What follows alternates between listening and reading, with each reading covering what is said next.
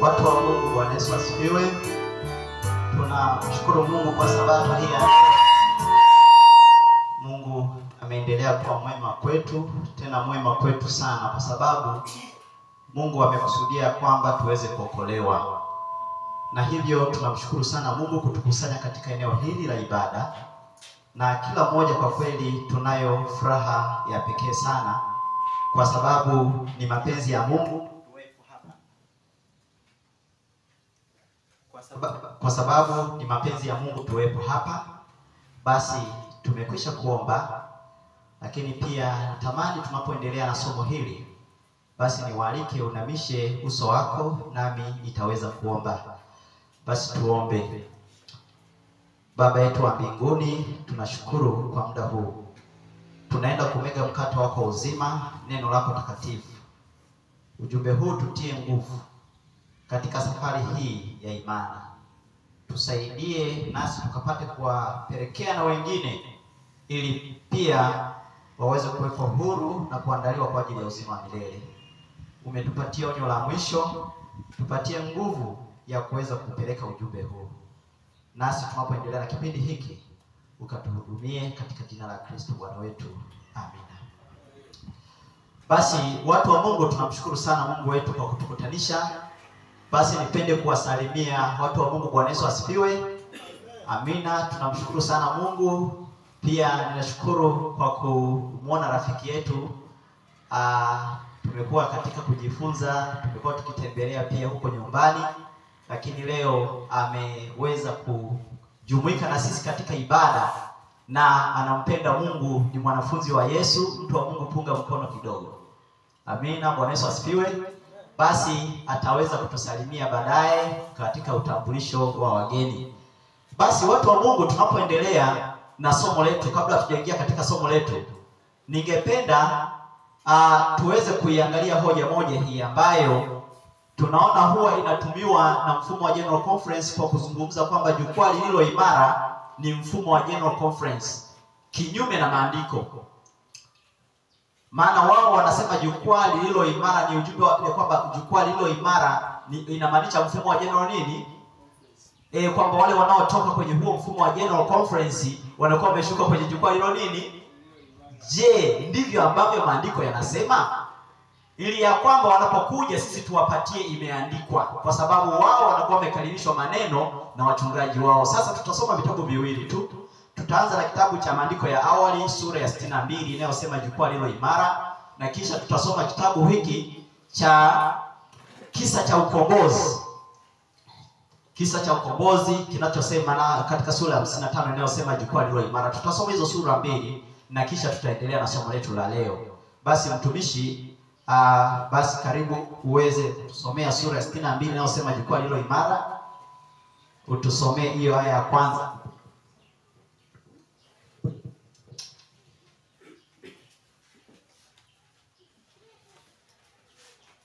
Na kitabu cha maandiko ya awali sura ya 62. Ya tunakili hizo sura, watu wa Mungu. Ni ukurasa wangapi, mtu wa Mungu? Jukwaa lililo imara sura ukurasa 265. Ukurasa 265 ni katika sura hiyo ya 62. Hebu soma msomaji, ili tuelewe jukwaa lililo imara ni nini. Je, ni mfumo wa General Conference au ni kitu gani? Soma msomaji. Naam, imeandikwa. Ndio. Niliona kundi la watu waliolindwa vizuri na kusimama imara. Ndio. Waliokataa kukubaliana na wale waliotaka kutaharakisha imani ya kundi. Ndio. Mungu aliwatazama na kupendezwa nao. Alilitazama hilo kundi na kupendezwa nalo. Nilionyeshwa hatua tatu. Yeye nabii alionyeshwa hatua tatu. Ujumbe wa malaika wa kwanza, wa pili na wa tatu. Wapendwa, Bwana Yesu asifiwe. Nabii alionyeshwa hatua tatu, yani ngazi tatu. Ujumbe wa malaika wa kwanza, wa pili na wangapi? Na watatu. Hatua hizo au ngazi hizo ndizo zinajenga lile jukwaa ambalo ni imara. Ndio. Malaika aliyekuwa akifuatana nami alisema, ndio, ole wake atakayeondoa nukta au yodi moja katika jumbe hizi. Kwamba ole wake atakayeondoa nukta au yodi moja katika jukwaa hili, atakayebomoa hili jukwaa. Ndio. Ni jambo la muhimu sana kufahamu ukweli wa jumbe hizi. Ndio. Miisho ya wanadamu hutegemea namna wanavyopokea jumbe hizi. Ndio. Nilichukuliwa tena kuzipitia jumbe hizi. Ndio. Nikaona ni kwa upendo wa jinsi gani watu wa Mungu walivyonunua uzoefu wao. Amina. Kwa hiyo tunaelezwa tu ya kwamba, na tena ukisonga, hebu songa kidogo hapo mbele jinsi ambavyo, songa kidogo kwa haraka. Mungu alikuwa amewaongoza hatua kwa hatua mpaka mwisho. Ndio. Akawaweka juu ya jukwaa imara. Alikuwa amewaongoza hatua kwa hatua hadi akawaweka juu ya jukwaa lilo imara lisilofanyeje? Lisilotikisika. Ndio. Niliona watu wakija mmoja mmoja wakakaribia jukwaa. Ndio. Na kuchunguza msingi wake. Ndio. Mara wengine kwa furaha wakapanda juu ya jukwaa lile. Ndio. Wengine walianza kutafuta kasoro katika msingi ule. Ndio. Walitaka marekebisho yafanyike. Ndio. Ndipo jukwaa lingekuwa imara zaidi. Amina. Wapendwa, Bwana Yesu asifiwe. Kwa kweli jukwaa lililo imara ni ujumbe wa malaika wa kwanza, wa pili na wangapi? Na watatu.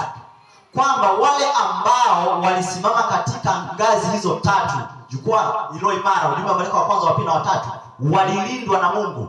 Lakini wengine walionekana kutilia mashaka hizi jumbe. Tunakumbuka kwamba kuna ambao walikataa ujumbe wa malaika wa kwanza, wakatangaziwa anguko kwenye ujumbe wa malaika wa pili. Watu wa Mungu wakasonga mbele na ujumbe wa malaika yule wa tatu, kwamba Yesu ametoka kwenye chumba cha kwanza cha patakatifu, ameingia chumba cha pili cha patakatifu patakatifu. Na nabii anasema kwamba Mungu aliagiza kwamba haruhusiwi mtu yeyote kuondoa hata yodi moja katika hili jukwaa.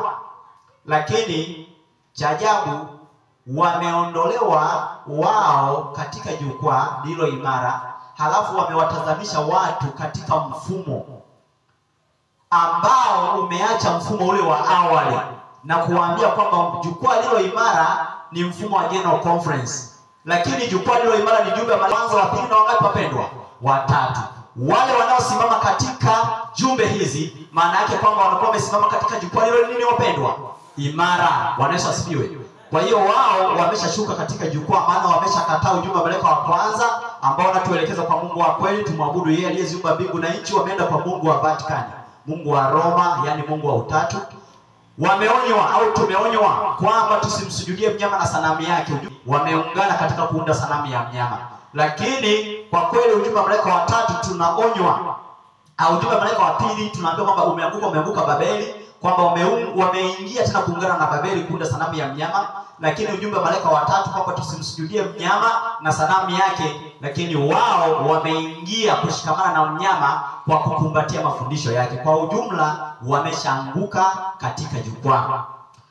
Sasa kitabu hiki pia cha kisa cha ukombozi, nabii anasema katika sura yake 55, pia sura hii inasema jukwaa imara. Nabii anasema hivi: naliona kundi la watu waliosimama imara na wakiwa wamejihadhari vyema, wakiwaepuka wale ambao wangehatarisha imani thabiti ya kundi hili. Kundi kwamba Mungu alipendezwa nao. Nalioneshwa ngazi tatu: ujumbe wa malaika wa kwanza, wa pili na watatu. Alisema malaika aliyeambatana nami, ole wake atakayeondoa tofari moja au hata kutikisa chembe ya jumbe hizi. Uelewa sahihi, jumbe hizi ni muhimu sana. Hatimaye hatima ya roho za watu hutegemea jinsi ambavyo zinapokelewa. Kwa hiyo nabii anaendelea kutueleza tu kwamba wazo lile kwamba jukwaa lilo imara ni ujumbe wa malaika wa kwanza, wa pili na watatu, ndio unajenga jukwaa ambalo lina ngazi tatu, kwamba hakuna mtu ambaye anaruhusiwa kuondoa tofari moja au hata kutikisa chembe ya jumbe hizi. Bwana Yesu asifiwe. Anayefanya hivyo anakuwa ameshuka kwenye jukwaa lilo imara. Wao wameshuka katika jukwaa, wamerudi kuzichunguza zile jumbe na kusema kwamba hizi jumbe zilikosewa. Hata hiyo misingi ya kwanza tumeambiwa kwamba wasijenge msingi mwingine. Hata misingi ya kwanza kwa kweli wameiacha na kuihesabu ina makosa. Kwa hiyo kwa ujumla wameshashuka katika jukwaa na watu wamerudi kuaminishwa katika mfumo ambao tayari mfumo huo umeuacha ukweli. Kwa ujumla watu wa Mungu, kwa ujumla tunaeleza tu ya kwamba kwa uelewa wa watu wa Mungu tunaelewa ya kwamba jukwaa lilo imara ni ujumbe wa malaika wa kwanza, wa pili na wangapi? na wa 3. Tunapaswa kupanda kuanzia ngazi ya kwanza, ya pili na ya 3. Tunapokuwa tumesimama katika juu ya jukwaa, maana yake kwamba tunakuwa tumekubali jumbe zote ngapi? 3. Kwa wale ambao wanashuka katika jukwaa ni wale ambao wamekataa hizi jumbe. Kwa hiyo watu wamedanganywa, tuwasaidie na tuwafumbue macho kwa kuonesha ilivyoandikwa katika maandiko. Basi watu wa Mungu, tutakuwa sasa na somo ambalo tutaendelea nalo katika asubuhi hii ya leo. Baadaye tutawakaribisha kwa mwenye swali, lakini pia kwa mwenye jambo la kuongezea. Somo letu linasema Mungu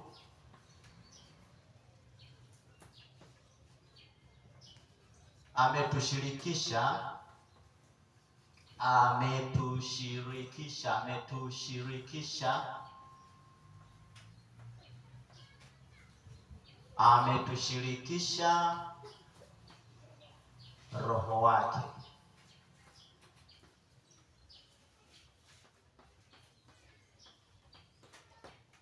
Wapendwa, Bwana Yesu asifiwe. Mungu ametushirikisha Roho wake. Ndilo somo ambalo watu wa Mungu asubuhi hii ya leo tuangalie. Tukumbuke tu ya kwamba tunasimama katika ujumbe wa malaika wa kwanza, wa pili na wa 3. Na katika kusimama katika hizo jumbe tunaelekezwa wapi ambapo tunapaswa kuelekeza ibada yetu. Tunaona ujumbe wa malaika wa kwanza, kitabu cha Ufunuo sura ya 14 mstari ule wa 6 na wa 7. Tunaagizwa ya kwamba tumsujudie yeye aliyezifanya mbingu na nchi na bahari na chemchemi za nini wapendwa? Za maji. Lakini tunaagizwa kupeleka ujumbe kwamba kwa madhehebu yote na makanisa yote ambayo yanamkataa Mungu wa kweli, tunayatangazia anguko. Maana Mungu wa kweli tunamwabudu kupitia mwanae, na ujumbe wa malaika wa 3 unatuhimiza juu ya habari ya mgogoro wa mwisho ambao unaenda kuhitimisha pambano hili, ya kwamba watu wanaonywa wasimsujudie mnyama ambao ni mamlaka ya upapa, sanamu yake, muungano wa makanisa ambao yamekataa ukweli na kutaka kutafuta msaada wa serikali ili kudhibiti ujumbe wa kweli, ndio inaitwa sanamu ya mnyama. Lakini watu wameonywa wasipokee chapa ya mnyama ambao ni uadhimishwaji wa ibada ya Jumapili, na hatimaye italazimishwa kisheria kupitia mabunge ya nchi kuanzia kule Amerika. Kwa hiyo kija kuangalia jumbe hizi tunapoziangalia zinatuhimiza tuweze kujua nani tunayepaswa kumwabudu. Lakini pia tunapoangalia hivyo, lazima tuwasaidie watu kuwatoa katika umizimu wa kisasa ambao umeingia katika madhehebu, umeingia katika makanisa, watu wakiunganishwa katika uongo. Lakini Mungu ametuita ya kwamba watu wake tuunganishwe katika ukweli. Na hivyo basi lazima tuendelee kujifunza juu ya habari ya Mungu wetu ambaye tunamwabudu. Sasa somo letu linasema Mungu ametushirikisha Roho wake. Mungu ametushirikisha Roho wake. Na tutaangalia kwa nini Mungu atushirikisha Roho wake. Biblia inatueleza habari ya huyu Mungu ambaye aliziumba mbingu na nchi, bahari na chemchemi za maji kupitia kwa mwanae, kwamba yupo na huyu Mungu ni nafsi iliyo hai na wa kiroho. Yupo kwamba kuna huyu Mungu mmoja aliye nafsi iliyo hai na wa kiroho, na huyu Mungu ambaye ni nafsi iliyo hai na wa kiroho, yeye amekusudia kutushirikisha Roho wake ili ya kwamba tuwe na tabia yake. Na hapa somo hili linatusaidia ili ya kwamba tukaendelee kuwasaidia watu kuwanasua katika fundisho la umizimu ambalo shetani leo anaabudiwa katika makanisa kama Mungu Roho ndani ya makanisa. Hivyo tutasoma kitabu kile cha Mathayo sura ya 16, ndipo tutaanzia hapo watu wa Mungu. Kitabu cha Mathayo sura ya 16, tuanze na mstari wa 13. Mathayo sura ya 16 mstari ule wa 13 hadi mstari ule wa 17. Basi Yesu akaenda pande za Kaisaria Filipi. Yesu akaenda pande ya Kaisaria Filipi, Akawauliza wanafunzi wake akisema, watu hunena mwana wa Adamu kuwa ni nani? Ndiyo. Wakasema wengine hunena u Yohana, wengine wanasema u Yohana, wengine Elia, wengine Yeremia, au mmojawapo wa manabii. Hebu angalia majibu yanayotolewa. Yesu akawaambia, nanyi mwaninena mimi kuwa ni nani? Ninyi wanafunzi wangu sasa mnaninena mimi ni nani, ambavyo na sisi tunapaswa kuamini. Ndio. Simoni Petro akajibu akasema, wewe ndiwe Kristo mwana wa Mungu aliye hai. Wewe ndiwe Kristo mwana wa Mungu aliye hai. Bwana Yesu asifiwe. Hebu tusikie mwitikio wa Yesu.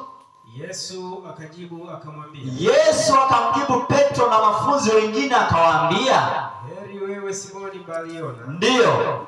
Kwa kuwa mwili na damu havikukufunulia hili. Ndiyo. Bali Baba yangu aliye mbinguni. Wapendwa, Bwana Yesu asifiwe. Kwa hiyo tunaona kwamba Yesu alihitaji kuwasikia wanafunzi kwamba watu wananinena huko kwamba mimi ni nani. Wakasema ni Elia, ni Yohana, ni Yeremia, ni mojawapo wa manabii. Lakini Yesu akasema hao wamekosea. Bwana Yesu asifiwe. Hao wamefanyaje? Wamekosea. Yesu akaweka mkasi katika hayo majibu kwamba mimi sio Elia, mimi sio Yohana Mbatizaji, mimi sio mmoja wa manabii, mimi ni Kristo mwana wa Mungu aliye nini? Aliye hai. Jibu la Petro, Yesu anasema ya kwamba yeye hakufunuliwa kwa mapenzi yake ila Baba yake aliye mbinguni. Kwamba hilo jibu lilitoka wapi wapendwa? Mbinguni kwa Baba, kwamba Yesu ni mwana wa Mungu aliye hai. Hivyo leo kuna watu ukiwauliza kwamba Yesu ni nani, sio? Watakwambia Yesu ni Nabii Isa. Yesu ni nani? Ni nabii. Yesu anaweka mkasi. Ukiwaambia kwamba Yesu sio Nabii Isa, Yesu ni mwana wa Mungu, sio tu nabii, maana wanamtambua tu Yesu kama nani? Kama nabii. Ukiwaambia kwamba ni mwana wa Mungu wanakukatalia. Yesu anaweka mkasi. Wengine leo tawauliza kwamba Yesu ni nani, watakwambia Yesu ni Mungu mwana. Wanakwambia Yesu ni nani? Yesu anaweka mkasi. Yesu anakubaliana na jibu la Petro kwamba hayakuwa mawazo yake kwamba yeye ni Kristo mwana wa Mungu aliye nini wapendwa? Aliye hai. Maana yake kwamba tunatambulisho ya kwamba kumbe kuna Mungu aliye hai ambaye Kristo anamuita baba yake. Bwana Yesu asifiwe. Maana yake kwamba hapo tunapata kwamba kuna nafsi inayojitegemea ya Mungu aliye hai ambaye ni baba yake ni Kristo na Kristo ni mwanae. Bwana Yesu asifiwe. Hiyo ndiyo imani ya watu wa Mungu. Hebu tusogee hapo mbele kidogo. Soma msomaji. Endelea hata mstari wa 18. Anasema, ndiyo. Mstari wa 18. Ndiyo. Nami nakuambia. Kwa jibu hilo la Petro ya kwamba Yesu ni mwana wa Mungu, Yesu akasema maneno haya. Nami nakuambia. Wewe ndiwe Petro. Wewe ndiwe Petro. Na juu ya mwamba huu nitalijenga kanisa langu. Na juu ya mwamba huu, yani mimi Kristo, nitalijenga kanisa langu. Wala milango ya kuzimu haitalishinda. Soma msomaji kwa sauti kidogo, ongeza mtumishi. Au milango ya kuzimu haitalishinda. Badilisha maiki mtumishi, tunaendelea. Kwamba wala milango ya kuzimu haitalishinda. Kumbe watu wa Mungu, kanisa la Mungu limejengwa katika imani ya kwamba Yesu ni mwana wa nani wapendwa? Wa Mungu. Kanisa lolote ambalo linajiita kwamba ni kanisa au dhehebu lolote ya kwamba ambalo linaamini tofauti na hii imani, maana yake kwamba hilo sio kanisa la nani? Kanisa la Mungu limejengwa katika imani ya kwamba Yesu ni mwana wa nani? Wa Mungu, na kwa kuamini hivyo tunaushinda ulimwengu. Bwana Yesu asifiwe. Kitabu cha waraka wa kwanza wa Yohana. Waraka wa kwanza wa Yohana sura ya 5 mstari ule wa 4 na wa 5. Maana kwamba Yesu anasema kwamba kanisa lake limejengwa katika hiyo imani, na katika hiyo imani milango ya kuzimu haitalishinda katika imani ya kwamba Yesu ni mwana wa nani wapendwa? Wa Mungu. Hebu tusogee hapo waraka wa kwanza wa Yohana 5 mstari wa 4 na wa 5. Anasema, ndio, kwa maana kila kitu kilichozaliwa na Mungu, kwa maana kila kitu kilichozaliwa na Mungu hushinda ulimwengu. Hushinda ulimwengu. Na huku ndiko kushinda kushindapo ulimwengu. Ndio. Hiyo imani yetu. Mwenye kuushinda ulimwengu ni nani? Yeye mwenye kuushinda ulimwengu ni nani? Isipokuwa ni yeye aaminiye ya kwamba ndio Yesu ni mwana wa Mungu. Wapendwa, Bwana Yesu asifiwe. Mwenye kuushinda ulimwengu ni yule anayeamini ya kwamba Yesu ni mwana wa nani wapendwa? Watu wa Mungu. Hiyo ndio imani ya watu wa Mungu. Na shetani anajua kwamba watu wa Mungu wanapoamini hivyo, tayari Mungu anakaa ndani yao, anawashirikisha roho wake, na hapo ndipo tunaelekea. Wapendwa, Bwana Yesu asifiwe. Kumbe imani ya watu wa Mungu ili tushinde ulimwengu, milango ya kuzimu ambayo tunaambiwa kwamba kanisa la Mungu Yesu amelijenga kwake, ambayo kwamba milango ya kuzimu haitalishinda, ni lile kanisa linaloamini ya kwamba Yesu ni mwana wa nani? Leo kama uko katika, chunguza, hata ndugu zetu ambao wanatufuatilia katika mtandao wa YouTube, jitahidi kuhoji, chunguza imani yako, waulize viongozi wako wa dini kwamba Yesu ni nani. Kama uko katika imani ambayo inakana Yesu sio mwana wa Mungu, kwa kweli hapo kimbia. Bwana Yesu asifiwe. Na wengine watakwambia kwamba ni mwana wa Mungu, lakini ukiwafuatilia wanakuanzishia chenga kwamba ni mwana wa Mungu. Wao kwa kujiita walikutana tu, kila mmoja akiwa na maisha yake, wakakutana mmoja akasema mimi niwe baba, mimi niwe mwana. Hilo kanisa kimbia. Lakini utakutana na imani ambayo inakwambia kabisa Yesu sio mwana wa Mungu wazi wazi, na wanakuambia yeye tu ni mmoja wapo wa manabii, kimbia. Imani ya watu ambao watakaourithi uzima wa milele ni wale wanaoamini ya kwamba Yesu ni mwana wa nani wapendwa? Wa Mungu. Bwana Yesu asifiwe. Na hiyo ndio imani ya watu wa Mungu. Kumbe kuna Mungu kama nafsi iliyo hai na wa kiroho, lakini kuna Kristo mwana wa Mungu, ambayo imani ya watu wa Mungu imejengwa. Sasa tusogee kitabu kile cha Injili ya Yohana sura ya 17, mtu wa Mungu, kuanzia mstari wa kwanza. Kwa hiyo watu wa Mungu, tunaona kwamba lazima tuelewe sasa Mungu huyu ambaye tunayemwabudu amejifunuaje. Leo watu wameingizwa katika ibada za umizimu, na imani ya watu wa Mungu lazima ijengwe katika imani ya kwamba Yesu ni mwana wa Mungu halisi. Ndiyo maana Mungu akatumia pia Ibrahimu kwa kumwambia kwamba amtoe sadaka mwanaye Isaka katika mlima Moria. Ibrahimu aliumia sana, lakini Mungu alikuwa akihitaji kufundisha ulimwengu na malimwengu mengine, kuifundisha dunia, lakini na sayari zingine ambazo zikuanguka duniani, zikuanguka dhambini, lakini pia malaika, ya kwamba jinsi ambavyo Mungu aliumia kwa kumtoa mwanae. Ibrahimu aliumia sana, lakini baadaye anaelekea kumchinja mwanae Isaka, anasikia sauti inayomkataza kwamba Ibrahimu, nimeona kwamba wewe unanitii kwa sababu umeisikia sauti yangu. Kaambiwa ageuke nyuma, anaona kondoo ambaye amenasa pembe zake katika kichaka, na huyo kondoo alimwakilisha Kristo mwana wa Mungu. Bwana Yesu asifiwe. Kwamba jinsi Mungu alivyoumia kwa kumtoa mwanae. Kwa kija kuangalia uhusiano wa Ibrahimu na Isaka haukuwa wa maigizo. Bwana Yesu asifiwe. Isaka alikuwa ni mwana wa Ibrahimu kweli kweli, kama ambavyo Yesu ni mwana wa Mungu, ametoka kwa Baba. Bwana Yesu asifiwe. Sasa tunasogea kitabu kile cha Injili ya Yohana 17, anza mstari wa kwanza. Msomaji, tutaenda polepole tufike kwanza mstari wa 5. Anza msomaji, kitabu cha Injili ya Yohana. Maneno hayo aliyasema Yesu, aliyasema, akainua macho yake kuelekea mbinguni. Ndiyo. Akasema, Baba, saa imekwisha kufika. Ndiyo. Mtukuze mwanao, ili mwana wako naye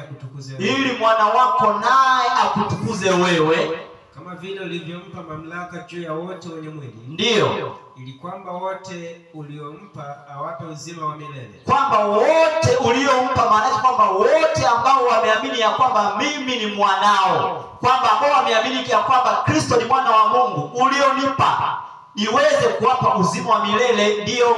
Na uzima wa milele ndio huu. Na uzima wa milele ndio huu. Wakujue wewe. Wakujue wewe. Mungu wa pekee wa kweli. Mungu wa pekee wa kweli. Na Yesu Kristo uliyemtuma. Wapendwa, kwa Yesu asifiwe. Amen. Angalia. Mungu wa pekee wa kweli. Bwana Yesu asifiwe. Huyu tumeambiwa ni Baba. Bwana Yesu asifiwe. Lakini tunaelezwa juu ya habari ya Kristo aliyemtuma. Kristo aliyemtuma. Bwana Yesu asifiwe. Aliyemtuma. Maandiko yanatuambia huyu ni nani, wapendwa? Ni mwana. Angalia haya maajabu. Biblia inatuambia Mungu wa pekee na wa kweli ni Baba. Kristo aliyetumwa na Baba anaitwa nani? Ni mwana, ni mwana wa Mungu. Leo watu hata kwa kweli mpaka unahurumia watu, na kwa kweli hasa wasipokubali wenyewe kuchunguza maandiko, maelfu na tena kwa mamilioni wanaenda kuangamia, hasa Waadventista wa Sabato chini ya mfumo wa General Conference. Leo wanafundishwa hivi: Mungu wa pekee wa kweli wanaambiwa ni Baba, Mwana na Roho. Kwa hiyo Mungu wa pekee wa kweli wanaambiwa ni Baba, Mwana na nani? Ukiwauliza vizuri unakuambia kwamba maana kwamba huyo anakuwa huyo Mungu wa pekee wa kweli anabadilika, anakuwa Baba, anabadilika anakuwa Mwana, anabadilika anakuwa Roho. Maana kwanza hata huyu Yesu sasa anaondoka, hata nafsi ya Baba inaharibiwa. Lakini lengo ni nini? Lengo ni yule adui Ibilisi na Shetani aliyekuwa nafasi ya tatu kutoka kwa Mungu, nafasi ya pili kutoka kwa Kristo, akiitafuta ibada, ambaye leo anaabudiwa katika makanisa kama Mungu Roho. Kwa hiyo tunaona kwamba kumbe Mungu wa pekee wa kweli ni Baba, Yesu Kristo aliyemtuma ni Mwana, lakini tunaelezwa ya kwamba huyu Baba ni nafsi iliyo hai. Bwana Yesu asifiwe. Ni nafsi iliyo hai. Hakuna nafsi ambayo iko hai bila roho. Bwana Yesu asifiwe. Hakuna nafsi iliyo hai bila roho, maana kwamba Baba na Roho. Na hii roho ya Baba ambayo ndio tunaona kwamba ni Roho Mtakatifu, sio kiumbe kingine ambacho leo kinaitwa Mungu Roho. Maana ili iwe nafsi iliyo hai lazima kuwe na mwili. Baba ana umbo, ndio maana anaitwa nafsi, anaonekana iliyo hai na wa kiroho na roho. Lakini tunaona kwamba Biblia inatuambia kwamba Kristo sasa ambaye ni mwana wa Mungu, ya kwamba wote wanaomwamini Mungu kupitia kwa mwanae Yesu anawapa uzima. Na tunaona hapa sasa kwamba tunapokeaje uzima, ambapo tunaona kwamba Yesu kwamba Mungu ametushirikisha roho wake au uzima wake. Tutaliona hilo watu wa Mungu. Tuteremke sasa mstari wa 3, msomaji. Kumbe uzima wa milele ni kumjua Mungu wa pekee wa kweli na Yesu Kristo aliyefanyaje, wapendwa? Aliyemtuma. Endelea msomaji. Mimi nimekutukuza duniani. Ndiyo. Hali nimeimaliza kazi ile ulionipa nifanye. Ndiyo. Na sasa Baba, unitukuze mimi pamoja nawe. Unitukuze mimi pamoja nawe. Kwa utukufu ule niliokuwa nao pamoja nawe kabla ya ulimwengu kuwako. Kwa utukufu ule niliokuwa pamoja nawe kabla ya ulimwengu kuwako. Bwana Yesu asifiwe. Na huu utukufu ndio tunahitaji kuangalia sana. Kumbe Yesu anazungumza na Baba. Maana yake kwamba Yesu alikuwa duniani, Baba yake alikuwa wapi, wapendwa? Mbinguni. Ni nafsi mbili zinazojitegemea. Lakini Yesu anamwambia Baba kwamba unitukuze mimi pamoja nawe kwa utukufu ule niliokuwa pamoja nawe kabla ya ulimwengu kuwako. Yesu hasemi kwamba na sasa Baba unitukuze mimi pamoja nanyi. Bwana Yesu asifiwe.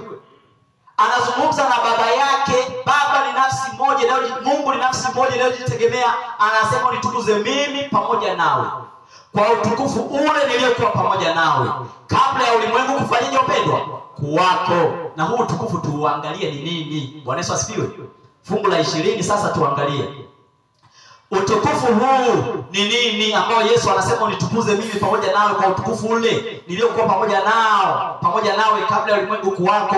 Tuweze kuangalia. Sogea hapo kidogo, fungu la 20 msomaji, ile Injili ya Yohana 17 fungu la 20. Wala si hao tu ninaowaombea. Lilikuwa ni ombi la Yesu kabla hajaondoka, anawaombea kwanza wanafunzi ambao walikuwa wameliamini neno, lakini tunaona kwamba ombi hili linatufikia na sisi. Wala si hao tu ninaowaombea, ndio, lakini na wale watakaoniamini kwa sababu ya neno la. Na wao watakaoniamini kwa sababu ya neno la mitume.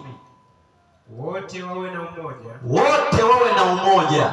Kama wewe Baba ulivyo ndani yangu nami ndani yako.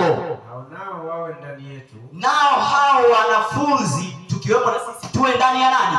Yao. Ili ulimwengu upate kusadiki ya kwamba wewe ndiwe uliyenituma. Wapendwa, Bwana Yesu asifiwe.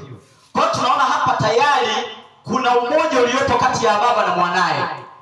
Yesu anasema kwamba anasema kwamba tuwe na umoja kama yeye Kristo alivyo, kama Baba alivyo ndani ya Mwana na Mwana ndani ya nani? Ya Baba, ili ulimwengu upate kusadiki ya kwamba yeye Kristo ndiye ametutuma.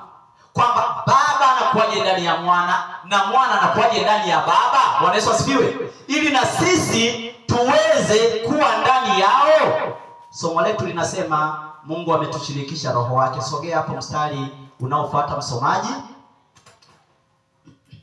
Kinachofanya uwepo umoja kati ya Baba na Mwana, kisha Kristo na wanafunzi wake pia ndani ya Baba, ni nini kinachofanya huu umoja uwepo? Sogea msomaji. Nami utukufu ule ulionipa nimewapa wao, ili wawe na umoja kama sisi tulivyo umoja. Wapendwa, Bwana Yesu asifiwe. Amen. Utukufu ule ulionipa nimewapa wao, ili wawe na umoja kama sisi tulivyo. Kumbe umoja kati ya Baba na Mwanaye ni kwa njia ya utukufu. Bwana Yesu asifiwe. Utukufu ule ulionipa nimewapa wao. Tuje hapa wanafunzi, hebu tuweke hapa kidogo wanafunzi. Hapa chini tunaweka wanafunzi. Halafu hapa tunaweka utukufu. Bwana Yesu asifiwe.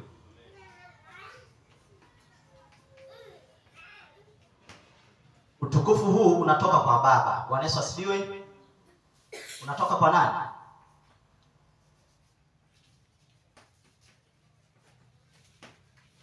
Huu utukufu ule ulionipa nimewapa wao, ili waweze kuwa na umoja kama sisi tulivyo. Kumbe kuna utukufu ambao Baba alimpatia Mwanaye na Mwana anatupatia sisi wafuasi wake tunaomwamini, ili ya kwamba tuwe na umoja. Kumbe umoja uliopo kati ya Baba na Mwanaye ni kwa njia ya utukufu. Umoja ambao utakuwepo kati ya Kristo na wanafunzi wake, kisha wanafunzi wake na Baba. Maana tunapokuwa na umoja na Kristo au na umoja na Mwana, tumekuwa na umoja na Baba, maana utukufu unatoka kwa nani? Kwa Baba. Utukufu ule ulionipa nimewapa wao, ili wawe na umoja kama sisi tulivyo. Bwana Yesu asifiwe. Kumbe umoja uliopo kati ya Baba na Mwanaye ni kwa njia ya utukufu. Sasa hebu shuka fungu hilo la linaloteremka kidogo, halafu turudi kuangalia huu utukufu ni nini. Anasema, ndio, mimi ndani yao nikishawapatia huo utukufu, sasa mimi nitakuwa ndani yao, nawe ndani yangu, yani Baba utakuwa ndani yangu, ndio, ili wawe wamekamilika katika umoja, ili ulimwengu ujue ya kuwa ndiwe uliyenituma, ili dunia sasa iweze kujua ya kwamba wewe ndiwe uliyenituma, ukawapenda wao kama ulivyonipenda mimi. Wapendwa, Bwana Yesu asifiwe. Amen. Jambo la ajabu sana, tunaona jinsi Mungu wetu alivyo mwema, kwamba utukufu ule ulionipa nimewapa wao, ili wawe na umoja kama sisi tulivyo.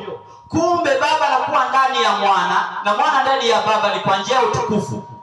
Mwana na Baba au Baba na Mwana wanakuwa ndani yetu kwa njia ya utukufu. Sasa huo utukufu ni nini? Bwana Yesu asifiwe. Kwamba huo utukufu ni nini? Kwanza hebu tuanze kwanza na roho ya unabii, kisha tunashuka kwenye mafungo ya Biblia kuangalia huo utukufu. Ni kitabu kinaitwa Mtapokea Nguvu. Wangapi wanacho hili kesha? Watu wa Mungu? Haya tunaendelea kuyachukua kwa sababu ni kalamu ya uvuvio. Hata hili kesha linaloendelea sasa hivi ambao mlionalo litunzeni, tuyanunue, tuyasome. Bwana Yesu asifiwe. Tuyasome. Na huu mkazo tutauweka tu vizuri, angalau kwamba ibada zetu za kifamilia ziwe imara. Tusomeni, maana wao sasa wanauza kama biashara, lakini sisi tununueni kwa ajili ya kukua kiroho. Bwana Yesu asifiwe. Ili hata kama wakijaribu kupindisha, maana kuna mahali pia vitabu wanajaribu kuchezea, ili wakichezea pia tunakuwa tunajua tuwasaidie na wengine. Lakini Mungu wetu ni mwema, ataendelea kutusaidia, maana yeye analinda neno lake. Bwana Yesu asifiwe. Sasa katika kitabu hiki, katika Januari 18 tunahitaji kuangalia huu utukufu. Bwana Yesu asifiwe. Januari 18.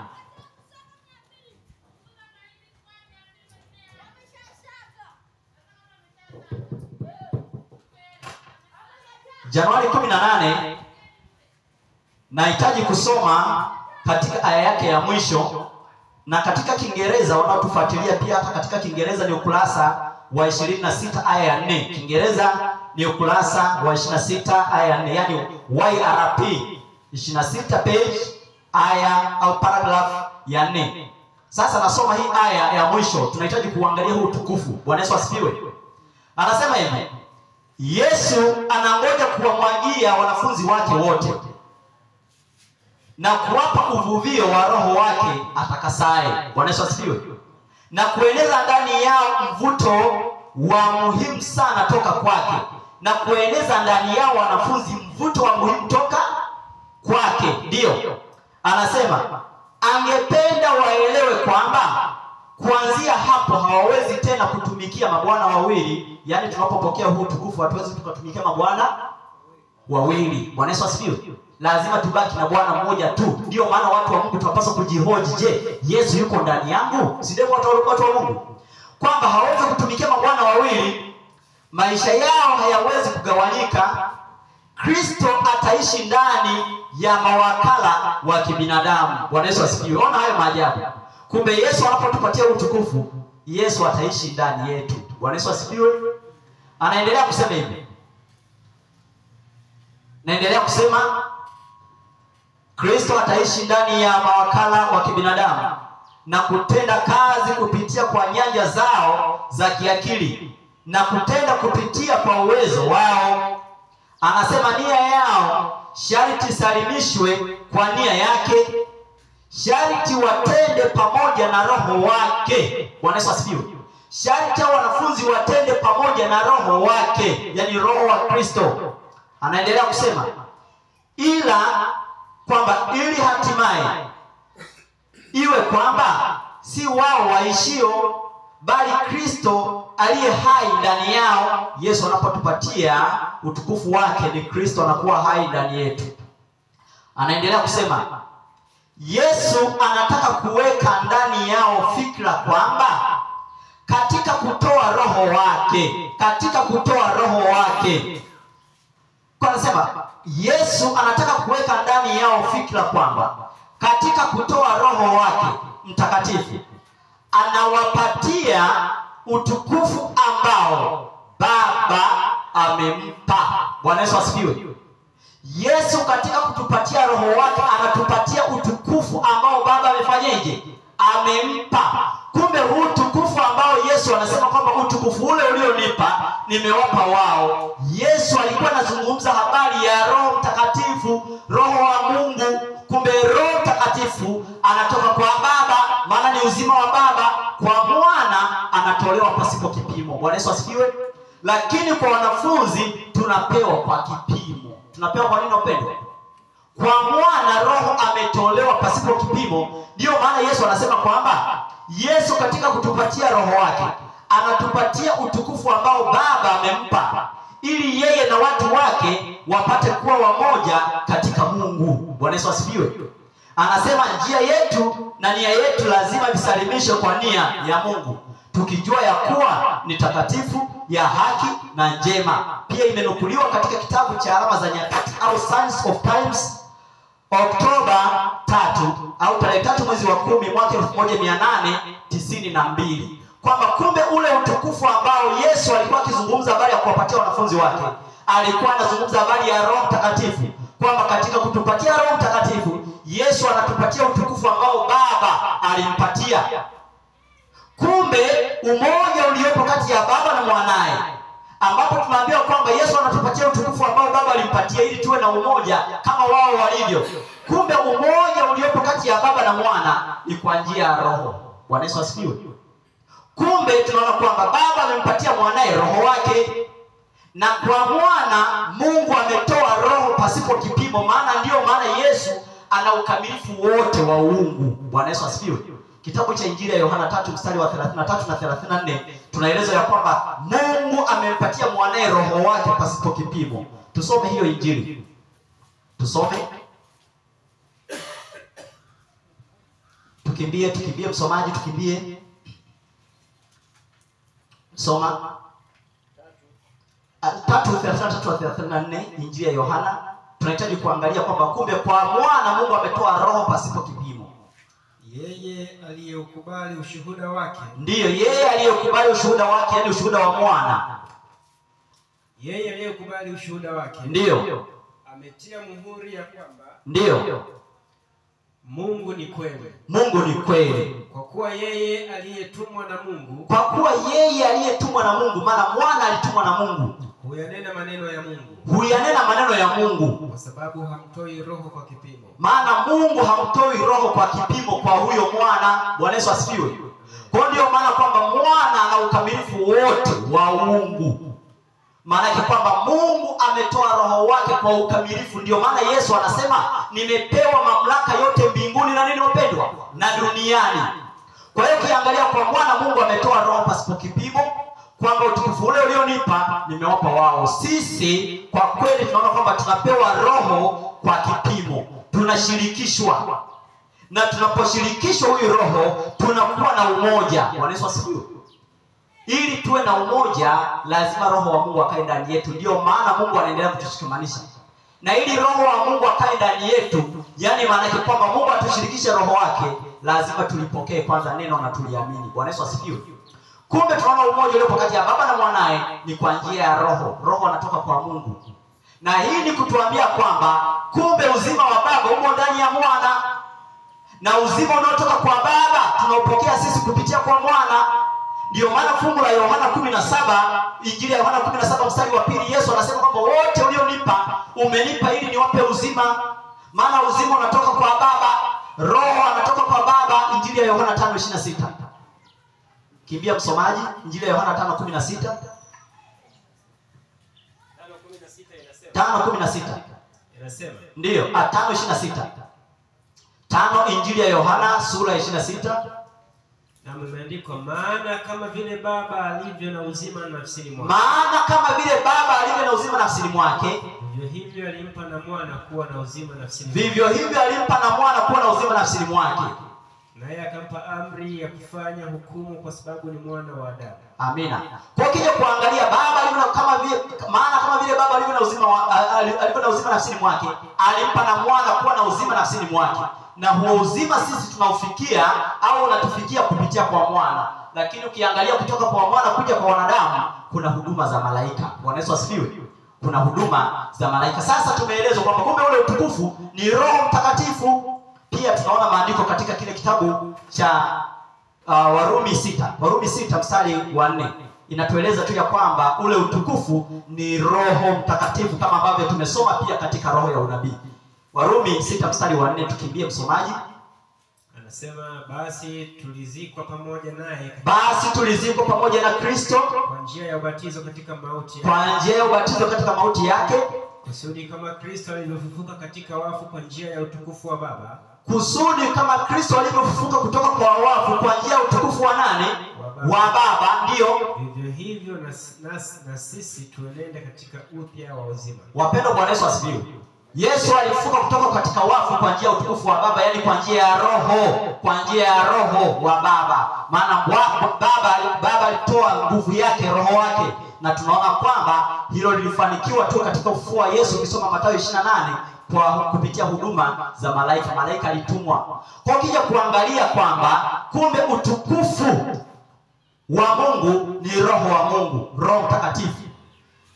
Na tunaona kwamba utendaji wa Mungu kupitia roho wake, kuna huduma za malaika. Malaika wanakuja kama wajumbe, wabeba mafuta. Ndio maana Lucifer aliitwa kerubi afunikaye, mwenye kutiwa mafuta. Kwa Yesu alifika kutoka katika wafu kwa njia ya utukufu wa Baba, na hilo pia tunaliona katika sura ya 8 hiyo ya kitabu cha Warumi mstari ule wa 11 kwamba Mungu alimfufua mwanae kutoka kwa wafu kwa njia ya roho wake. Warumi 8 mstari wa 1. Lakini ikiwa roho yake yeye aliyemfufua Yesu katika wafu, lakini ikiwa roho yake yeye aliyemfufua Yesu kutoka katika wafu anakaa ndani yenu, yeye aliyemfufua Kristo Yesu katika wafu, ndio ataihuisha na miili yenu iliyo katika hali ya kufa, ndio kwa roho wake anayekaa ndani yenu. Kwa roho wake anayekaa ndani yenu. Wapendwa, Bwana Yesu asifiwe. Kwa tunaona kwamba kumbe utukufu wa Mungu ni roho wa Mungu, Roho Mtakatifu anatoka kwa Baba. Lakini tunaona kwamba anakuja kwa maana Bwana amepewa roho pasipo kipimo. Sisi tunashirikishwa huyo roho ili ya kwamba tuwe na tabia ya uungu. Bwana Yesu asifiwe. Tufanane na yeye katika tabia. Na hiyo ni kitabu cha waraka wa pili wa Petro. Waraka wa pili wa Petro sura ya 1. Waraka wa pili wa Petro sura ya 1 mstari wa 1 hadi wa 3. Tunaona kwamba Mungu anatushirikisha roho wake ili ya kwamba tuwe na tabia yake. Anatushirikisha roho wake ili ya kwamba tuwe na tabia yake, yani yeye aonekane ndani yetu. Kitabu cha waraka wa pili wa Petro sura ya 1 mstari wa 1 hadi wa 3. Msomaji tusome. Anasema Simoni Petro ndio mtumwa na mtume wa Yesu Kristo, mtumwa na mtume wa Yesu Kristo, kwa wale waliopata imani moja na sisi, ndio yenye thamani, ndio katika haki ya Mungu wetu, ndio Mwokozi Yesu Kristo. Ndio neema na iwe kwenu, ndio na amani iongezwe katika kumjua Mungu na Yesu Bwana wetu. Kwanza, imani ya watu wa Mungu ni katika kumjua Mungu na Bwana Yesu Kristo. Endelea. Kwa kuwa uweza wake wa uungu, umetukirimia vitu vyote vipasavyo uzima na utauwa. Umetukirimia uweza wote upasao utauwa. Ndio. Kwa kumjua yeye aliyetuita kwa utukufu wake. Kwa kumjua yeye aliyetuita katika utukufu wake. Na wema wake mwenyewe. Endelea. Tena. Ndio. Kwa hayo ametukirimia ahadi kubwa mno. Za thamani. Kwamba kwa hizo mpate kuwa washirika wa tabia ya uungu. Ili kwa hizo tupate kuwa washirika wa tabia ya uungu. Mkiokolewa na uharibifu uliomo duniani kwa sababu ya tamaa. Wapendwa, Bwana Yesu asifiwe. Kumbe Mungu ametushirikisha roho wake ili ya kwamba tuwe na tabia, tuwe washirika wa tabia ya uungu. Kwa kushirikishwa roho wake, anapotushirikisha roho wake, anahitaji tufanane na yeye. Bwana Yesu asifiwe. Na hilo pia tunaendelea kuliona katika kile kitabu cha waraka wa kwanza wa Yohana 4 mstari wa 12 na 13. Kwamba kumbe Mungu anachohitaji ya kwamba anahitaji tuwe na tabia ya uungu. Tuwe na tabia ya uungu. Soma hapo msomaji. Waraka wa kwanza wa Yohana sura ya 4 mstari wa 12 na 13. Hakuna mtu aliyemwona Mungu wakati wowote. Tukipendana watu wa Mungu, Mungu hukaa ndani yetu. Pendo lake limekamilika ndani yetu. Katika hili tunafahamu ya kuwa tunakaa ndani yake, naye ndani yetu, kwa kuwa ametushirikisha roho wake. Wapendwa, Bwana Yesu asifiwe. Kwamba tutafahamu ya kwamba tunakaa ndani ya Mungu na yeye anakaa ndani yetu kwa kuwa ametushirikisha roho wake. Na Mungu anapotushirikisha roho wake, kwa mujibu wa waraka wa pili wa Petro sura ya 1, na tunapoangalia mstari wa 4, kumbe tumeshirikishwa roho wake ili tuwe na tabia, tuwe warithi wa tabia ya uungu. Bwana Yesu asifiwe. Tuwe warithi wa tabia ya uungu, tufanane na yeye. Maana yake kwamba watu wanapaswa kumwona Mungu katika maisha yetu. Bwana Yesu asifiwe. Kumbe Mungu anakaa ndani yetu kwa sababu ametushirikisha roho wake, ametushirikisha roho wake, uzima wake. Na uzima wa milele, watu wa Mungu, tunaanza kuupokea tukiwa hapa duniani. Bwana Yesu asifiwe. Tunaanza kuupokea hapa duniani. Maana hata kama unapolala mauti kwa mcha Mungu, unalala uhai wako ukiwa umefichwa katika Kristo. Maana kwamba uhai wako umeufungamanisha na uhai wa Mungu. Na hilo ndio ambalo tumeliona. Maana kwamba kumbe Mungu kwa kutupatia roho wake, ni yeye anakuwa amekaa ndani yetu. Ndicho ambacho pia tunakikuta kwenye kitabu cha Matendo ya Mitume sura ya 5. Bwana Yesu asifiwe. Wanafunzi wa Yesu wakiwa wamejazwa Roho Mtakatifu.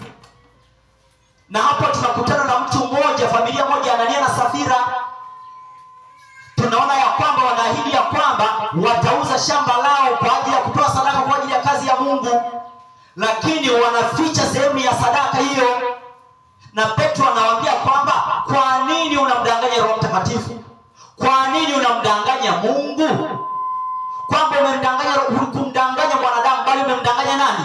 Umemdanganya Mungu, kwa sababu Mungu alikuwa ndani ya Petro kwa njia ya roho wake. Maana tumeambiwa katika waraka ule wa kwanza wa Yohana sura ya 4 mstari wa 12 na 13 ya kwamba Mungu anakaa ndani yetu kwa sababu ametushirikisha roho wake. Maana yake kwamba Mungu anapotupatia roho wake, maana yake ni yeye mwenyewe anakuwa amejitoa kwetu.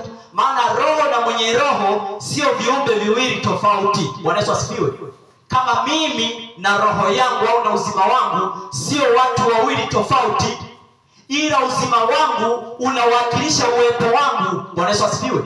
Lakini tunaona kwamba kumbe roho wa Mungu yeye hutolewa, anampatia mwanae pasipo kipimo, lakini sisi wanadamu tunapewa kwa kipimo, ili ya kwamba tuwe washirika, tuweze kuwa na tabia ya uungu. Na tunapokuwa na tabia ya uungu, sio kwamba sisi tumekuwa Mungu. Bwana Yesu asifiwe. Tunaposhirikishwa roho wa Mungu na kuwa na tabia ya uungu, maana yake sio sisi tumekuwa Mungu. Hilo ndilo ambalo lilimkuta Lucifer mbinguni. Alikuwa kerubi afunikaye mwenye kutiwa nini? Tuseme watu wa Mungu, alikuwa ni kerubi afunikaye mwenye kutiwa nini? Mafuta. Kitabu cha Ezekiel 28 mstari wa 14. Alikuwa ameshirikishwa na Mungu roho wake, akawa na tabia ya uungu, yeye akajifanya kuwa ni Mungu.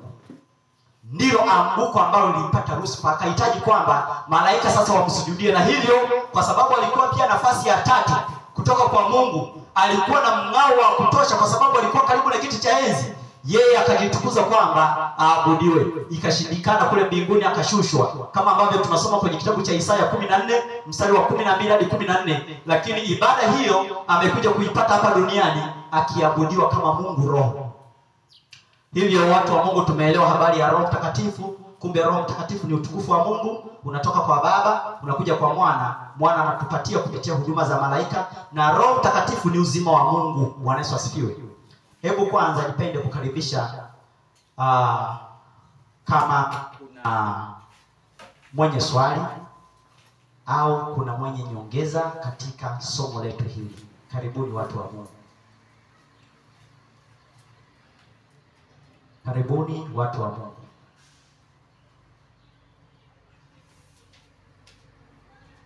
Basi tusogee Injili ya Yohana sura ya 20. Injili ya Yohana sura ya 20. Injili ya Yohana sura ya 20, tunaanza kusoma katika ule mstari wa 20. Maana lazima tuelewe watu wa Mungu kwamba tuna Roho Mtakatifu ni nini na ni nani na tunapokeaje. Maana leo watu wanasema kwamba Mungu Roho tunakuhitaji, na shetani anawagaragaza makanisani, tabia zao hazibadiliki, maana Mungu amemfungia mlango. Maana Mungu anakaa ndani yetu kwa kutushirikisha roho wake. Leo watu wanaalika kiumbe kingine, kimsingi shetani wamemwalika katika mioyo yao. Sisi watu wa Mungu lazima tusimame na kweli, ili ya kwamba tupate nguvu. Endelea msemaji. Yohana Injili 20 ule mstari wa 20 hadi 22. Naye akiisha kusema hayo, tena tusogee mpaka 23. Naye Yesu akiisha kusema hayo, ameshafufuka sasa, ndio akawaonyesha mikono yake na ubavu wake. Akawaonyesha mikono yake na ubavu wake. Basi wale wanafunzi wakafurahi walipomuona Bwana. Wale wanafunzi walipomuona Kristo wakafurahi. Basi Yesu akawaambia tena, amani iwe kwenu. Amani iwe kwenu. Bwana Yesu asifiwe. Amani iwe kwenu. Ndio. Kama Baba alivyonituma mimi. Mimi nami nawapeleka ninyi. Mimi nami nawatuma ninyi. Naye akiisha kusema hayo. Yesu akiisha kusema hayo, akawavuvia. Tunaambiwa akawapulizia. Ndio. Akawaambia, pokeeni Roho Mtakatifu. Pokeeni Roho Mtakatifu. Bwana Yesu asifiwe. Wapendwa, bado tunahitaji kuendelea kukazia haya maarifa ili ya kwamba tukawanasue watu kutoka kwenye ibada ya umizimu. Yesu baada ya kufuka kwake anahitaji sasa kukasimisha mamlaka, anahitaji kukasimisha nguvu kwa wanafunzi wake katika kiwango cha kutosha. Anasema kwamba kama vile Baba alivyonituma mimi nami nawatuma ninyi. Na akiisha kusema hayo, Yesu akawavuvia, yani akawapulizia, akawaambia, pokeeni ninyi wapendwa Roho Mtakatifu. Bwana Yesu asifiwe. Pokeeni Roho Mtakatifu. Kumbe hapo katika hayo mafungu, Bwana Yesu asifiwe, katika hayo mafungu kwanza tunamwona yupo Baba, si ndivyo? Tunamwona yupo Baba, si ndiye aliyemtuma Yesu, ambaye ni Mungu, wa pekee na wa nini? Na wa kweli. Lakini tunamwona Yesu hapa, tunamwona Kristo mwana wa Mungu, tunamwona Kristo. Lakini Kristo hapa anasema kama vile Baba alivyomtuma yeye na sisi anatutuma. Hapa tunaona kuna wanafunzi. Au kwanza tuje haya wanafunzi.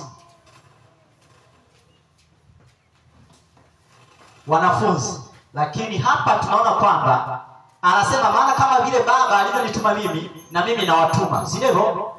Lakini Yesu akisha kusema hayo, anawapulizia, anawavuvia, anawaambia pokeeni Roho Mtakatifu. Kumbe Baba alipomtuma Mwana, Baba alikuwa amemtia utukufu Mwana Roho pasipo kipimo. Lakini tunaona kwamba Mwana pia anapotutuma sisi wafuasi wake, anatupatia huyo Roho. Bwana Yesu asifiwe. Kumbe sisi wanafunzi tunampokea Roho kutoka kwa Mwana. Mwana amepewa na Baba yake pasipo kipimo. Na hapa tunaona kwamba kumbe Roho anatoka ndani ya Mwana, na huyo Roho chanzo ametoka kwa Baba, ni uzima wa Baba. Bwana Yesu asifiwe. Na hivi ndivyo ambavyo waliamini wanafunzi wa Kristo, waliamini manabii, waliamini mitume, lakini pia waliamini waasisi wa imani ya Waadventista wa Sabato ambayo tumeamua kurudi. Maana ni imani ya kweli ambayo itaimaliza kazi ya mwisho. Bwana Yesu asifiwe. Mtume Malaika wa kwanza, wa pili na wa tatu. Na hayo tunayathibitisha kwenye kitabu kile cha Tumaini la Vizazi Vyote sura ya 84 inayosema amani iwe kwenu, kwamba roho iliyovuviwa kwa wanafunzi ilikuwa ni nini? Bwana Yesu asifiwe. Ilikuwa ni nini? Lazima watu wa Mungu tujengwe katika msingi ulio imara. Sura ya 84. Sura ya 84. Baada ya hii nukuu, nitakaribisha kama amepatikana mwenye jambo la kuongezea au swali tunapoendelea na kuelekea kuhitimisha kipindi chetu. Katika hii sura ya 84 inayosema amani iwe kwenu, nahitaji kusoma ule ukurasa wa 610 kwa Kiswahili. 610 kwa Kiswahili aya ya 2, lakini Kiingereza ni ukurasa ule wa 805 aya ya 3. Wanaotufuatilia pia, kwa Kiingereza ni ukurasa wa 805 aya ya 3. Tunaelezwa kwamba hii roho aliyo Yesu aliyoivuvia kwa wanafunzi ilikuwa ni nini? Lazima watu wa Mungu tusimame imara. Tunaelezwa ya kwamba Roho Mtakatifu ni pumzi ya uhai wa kiroho ndani ya mtu. Kumjaza mtu roho ni kumjaza mtu uhai wa Kristo. Kuna muhuisha mpokeaji kwa kumpa kuwa na sifa za Kristo. Wapendwa, Bwana Yesu asifiwe. Kumbe Roho Mtakatifu tunaelezwa ni pumzi ya uhai wa kiroho ndani ya nani? Ndani ya Maana huyo mtu akiwa na Roho Mtakatifu ambaye anatoka kwa Baba, huyu mtu anakuwa hai kiroho. Anakuwa hai nini huyu kwa pendo? Na mtu anapokuwa hana Roho Mtakatifu, huyo mtu amekufa nini? Amekufa kiroho. Japo ataishi, atapumua, atakula, lakini badiliko katika maisha ambalo Kristo anahitaji kuonekana katika maisha yake litakuwa halipo, na Mungu anachokihitaji aonekane ndani yetu. Bwana Yesu asifiwe. Sasa kumbe ili tuwe hai kiroho lazima tuwe na Roho Mtakatifu. Kumbe Roho Mtakatifu ni pumzi ya uhai wa kiroho ndani ya mtu. Tunaambiwa na kumjaza mtu Roho ni kumjaza mtu uhai wa Kristo. Kumbe mtu kumjaza Roho ni kumjaza mtu uhai wa nani wapendwa? Na uhai wa Kristo tunaambiwa kwenye kitabu cha Injili ya Yohana 5:26, uhai wa Kristo unatoka kwa Baba. Yesu anasema, na utukufu ulionipa nimewapa wao, ili wawe na umoja kama sisi tulivyo. Kwa watu wa Mungu, kumbe Roho Mtakatifu ni pumzi ya uhai wa kiroho ndani ya mtu. Na mtu anapojazwa Roho Mtakatifu anakuwa amejazwa uhai wa Kristo. Kristo na uhai wake sio viumbe viwili tofauti. Leo watu wanasema wanahitaji kujazwa Mungu Roho. Shetani amenasa ibada, amewaondoa kwa Mungu. Ndio maana watu wa Mungu tumerudi katika ukweli, na huu ukweli tunaendelea kuimarishana tuupeleke kwa wengine. Bwana Yesu asifiwe. Nikaribishe. Kuna mwenye swali watu wa Mungu? Au kuna mwenye nyongeza? Maana haya maarifa lazima tuendelee kuyakazia, kwa sababu hapa ndipo palipo kiini cha pambano. Hapa ndipo palipo kiini cha pambano kwenye kiti cha enzi. Hapo ambapo huyu adui Ibilisi na Shetani akiitwa Lucifer, yeye alikuwa ni watatu kutoka kwa Mungu na wa pili kutoka kwa Kristo. Alihitaji ibada ikashindikana. Na hiyo pia tunaisoma kwenye hicho kitabu cha maandiko ya awali sura ya 10, sura ya 34 inayosema anguko la Lucifer au anguko la Shetani. Tunasoma pale kwamba yeye alikuwa ni watatu kwenye hiyo aya ya kwanza. Alikuwa ni watatu. Niwakaribishe watu wa Mungu mwenye swali au mwenye nyongeza. Mtumishi Maka, karibu. Bwana Yesu asifiwe. Amina. Kimsingi maandiko na Biblia na roho ya unabii havijawahi kupingana na viko sahihi kabisa. Kimsingi wako watu wamekuwa wakizungumza kwamba siku ile ya Pentekoste kwamba kilishuka kiumbe, na kile kiumbe kiliposhuka kikawavuvia mitume kikawajaza, na hivyo hakuwa Kristo. Lakini maandiko yako wazi pia, hata roho ya unabii inathibitisha hili. Kitabu hiki cha Pambano Kuu sura ya 19, kitabu kikubwa hiki, ni ukurasa wa 290. Anasema hivi: wakati siku ya Pentekoste mfariji aliyeahidiwa aliposhuka na nguvu itokayo juu, ikitolewa na roho za waumini zikasisimka kwa uwepo halisi wa Bwana wao aliyepaa. Kwa hiyo kumbe ule uwepo halisi, kile kilichofanyika siku ile ya Pentekoste ilikuwa ni uwepo halisi wa Bwana wao aliyefanyaje? Aliyepaa. Yaani ina maana Kristo alikuwa pale halisi mwenyewe kwa njia ya roho wake. Kwa hiyo hili linathibitisha kwamba Roho Mtakatifu si kiumbe kingine kando na Kristo. Kwa hiyo Roho Mtakatifu, kama ambavyo Tumaini la Vizazi Vyote limeeleza, ndivyo hata Pambano Kuu inaeleza. Sasa ikiwa vitabu vyote vya roho ya unabii vinakuja na jibu moja, vinaunga hoja ya Biblia, sasa ni nani anayeweza kutengua kauli hii isipokuwa wao wanatengeneza mazingira ya kuonyesha kwamba hili swala la utatu linakuwa na nini? Na nguvu. Lakini kwa wakati huu Mungu amefunua, ameweka kila kitu wazi. na saa imefika watu wa Mungu tuweke mambo wazi kama ambavyo Kristo ametufunulia. Kwa hiyo kile kilichoshuka ilikuwa ni uwepo wa Kristo mwenyewe kwa njia ya Roho wake. Asante. Asante mtumishi. Kwa hiyo watu wa Mungu, kwa ukweli huu tumeona jinsi ambavyo Mungu alivyo mwema. Hivyo shetani huwa anapishanisha maelekezo. Hata mbinguni wale malaika waaminifu waliobakia upande wa Mungu, shetani alianza kuwaambia ninyi mtakuwa watumwa. Ninyi ni watumwa. Kwa tangu lini malaika aanze kutii sheria za Mungu? Kwa leo shetani anawashutumu vile vile kupitia mawakala wake wa watu wake waaminifu. Leo wanasema ninyi, unajua tulikotoka Mojeno conference unawaambia kwamba hao waachaneni nao. Hao watu wamekataa Roho Mtakatifu. Hao watu hawana Roho Mtakatifu. Kimsingi kwamba wao wamemkataa Roho Mtakatifu, Roho wa Mungu. Kama ambavyo tunaona tu ya kwamba Yesu anasema kwamba na utukufu ule ulionipa nimewapa wao, ili wawe na umoja kama tulivyo, wewe ndani yangu nami ndani yako nao ndani yetu, ili ulimwengu upate kusadiki ya kwamba wewe ndiye uliyenituma. Wamekataa. Leo wanaalika kiumbe kingine ambacho wanakiita Mungu Roho. Kwa hiyo watu wa Mungu tumeweza kuelewa habari ya Roho Mtakatifu. Ni utukufu ambao unafanya uwepo mmoja kati ya Baba na Mwanaye.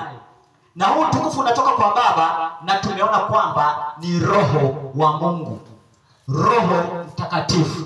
Kwa hiyo watu wa Mungu, kweli hizi zituimarishe, ili ya kwamba tuwapelekee na ndugu zetu na jamaa zetu katika wakati huu onyo likitolewa la mwisho.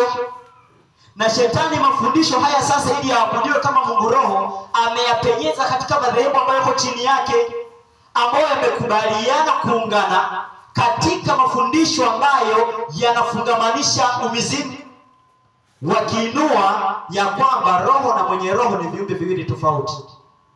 Kama leo shetani anapofundisha kwamba mtu anakufa, wanaanza kuambia kwamba huyo mtu amerudi, roho yake ilienda mbinguni, amerudi, ni huyo, lakini huwa sio huyo marehemu, huwa ni mapepo. Ndivyo shetani alivyofanya pia kwenye kiti cha enzi, kwa kufanya Roho wa Mungu kiwe ni kiumbe kingine, ili yeye aweze kuabudiwa, maana alikuwa ni watatu toka kwa Mungu, kama kerubi afunikae mwenye kutiwa mafuta. Hivyo watu wa Mungu, nasi leo tunamhitaji Roho wa Mungu. Bwana Yesu asifiwe. Maana tunaeleza uhalisi ya kwamba Roho Mtakatifu ni uwepo na nguvu za Mungu. Ili ya kwamba tuweze kupata nguvu za Mungu, lazima tukubali Mungu akae ndani yetu. Bwana Yesu asifiwe. Na tumeeleza kwamba anakaa ndani yetu kwa kutushirikisha Roho wake. Waraka wa kwanza wa Yohana 4:12. Kwa ili ya kwamba tuwe na nguvu, lazima tukubali Mungu akae ndani yetu. Na hazitakuwa nguvu za kawaida, ila ni nguvu za Mungu. Bwana Yesu asifiwe. Kwa hiyo shetani ametumia hizo hila. Na wakati mwingine tunaposema ya kwamba tunapopokea Roho Mtakatifu tunapokea nguvu za Mungu, wengine wanakataa tena. Kwa kweli hata Ibilisi na shetani anawapatia nguvu mawakala wake, nguvu zake, kwa yeye kukaa ndani yao kwa njia ya Roho wake. Lakini sisi tunamhitaji Roho wa Mungu, Mungu akae ndani yetu. Lakini Mungu anapokaa ndani yetu, tunaona pia ni uwepo pia wa Mwanaye. Maana Roho wa Mungu ndiye Roho wa Kristo. Baba alimpatia Mwanaye Roho wake pasipo kipimo. Na katika asubuhi ya leo, watu wa Mungu, tunaona tu ya kwamba kazi tulionayo, na kwa sababu kazi tulionayo ni kubwa, tunahitaji kujitoa kikamilifu kwetu, ya kwamba katika hali ya kidunia tuwe wafu, katika hali ya kimwili tuwe wafu, yani Kristo aishi ndani yetu. Ndivyo kazi ya Mungu tutaipeleka kwa uchungu na kwa nguvu, tukiwahurumia na ndugu zetu na jamaa zetu ambao wanahitaji hizi kweli. Kwa hiyo watu leo wanahitaji kutolewa katika magereza, maana majumba ya ibada yametumika kama magereza. Leo ukiona yanajengwa yananakishiwa, hayo ni magereza, maana watu wamefungwa kwa kamba za uongo ndani yake. Sasa Yesu anahitaji kuwaokoa, na anahitaji kunitumia mimi na wewe tupeleke huu ujumbe, waweze kujua nani anapaswa kupelekewa ibada katika wakati huu wa mwisho. Kwa mujibu wa ujumbe wa malaika wa kwanza, tunaona kwamba pia ujumbe wa malaika wa pili unatoa onyo. Ujumbe wa malaika wa tatu unakazia ya kwamba watu wajinasue na hizo ibada za uongo. Mungu atubariki watu wa Mungu katika ibada hii na katika somo hili. Tunapoenda sasa kujikabidhi kikamilifu kwa Mungu, mimi kwanza nitawaalika kwa miguu yetu tuweze kusimama. Tusimame watu wa Mungu kwa miguu yetu, tukithibitisha kwamba ukubali wetu ya kwamba Mungu tunahitaji atutumie katika wakati huu wa mwisho, maana tumeitwa kama mabalozi kwa ajili ya kupeleka ujumbe huu wa mwisho. Basi watu wa Mungu, kwa unyenyekevu nitawaalika sasa tuweze kuomba. Tunapoenda kuomba, tamwalika mtumishi wa Mungu Mchungaji Amos Celestini, utatuweka mikononi mwa Mungu. Basi watu wa Mungu tunyenyekee katika magoti katika muda huu tuweze kuomba.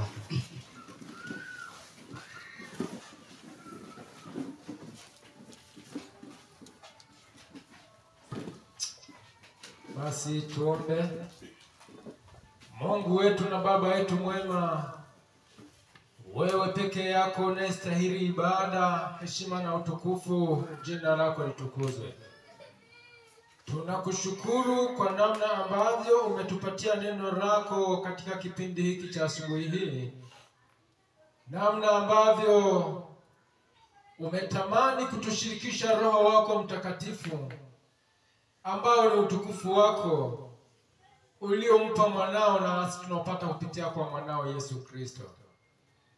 Asante sana, na hivyo tunaomba tufunike kwa utukufu wa Roho wako. Roho wako Mtakatifu atuongoze na kutuendesha katika mapito yako. Roho wako Mtakatifu atupatie nguvu na ujasiri wa kusimama na kulinena neno lako kwa ujasiri. Na Roho wako Mtakatifu akatufunge katika umoja na ushirika, Baba, Mwana, nasi kama watumishi wako. Neno hili asubuhi ya leo litufae tangu mdogo aliyoko mahali hapa hata mkubwa aliyeko mahali hapa, na kisha lituandae kuondoka na kuangaza, tukiwaleta wakubwa kwa wadogo tena mbele zako kama sadaka na zawadi ambayo wewe ulikusudia ipatikane kwa gharama ulioitoa pale Kalvari, na kisha ukatutuma enendeni ulimwenguni mote mkaihubiri Injili. Tuko katika vilele vya miisho Baba, kazi ni kubwa, shetani ameamka na majeshi yake, na pasipokuwa na utukufu wako Bwana hatuwezi. Ndiyo maana tunaomba ukatuwezeshe. Hatuna mashaka kwa kuwa wewe ndiye umetuita. Kazi ni yako, sisi ni wako. Kazi sisi tumejisalimisha kwako. Tujaze kwa pendo lako, kisha tuwe tayari kutumika. Katika jina la Yesu tumeomba, amen. Amen.